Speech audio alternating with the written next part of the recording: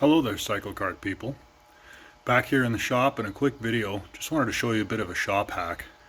I am working on the Vulture again. Obviously, you can see behind me the body is off, and I'm working on the front end. I need to replace the front axle, and I need for a bunch of things to fit together properly.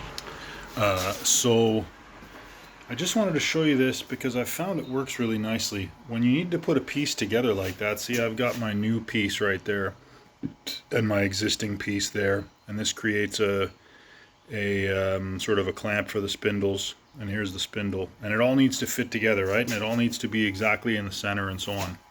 I found instead of marking everything and taking it away and drilling it, just clamp it right up, drill it right there, just like this.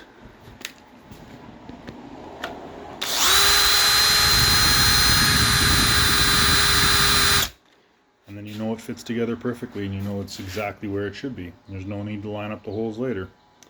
And there's no need to be super precise with the drill press either. There you have it.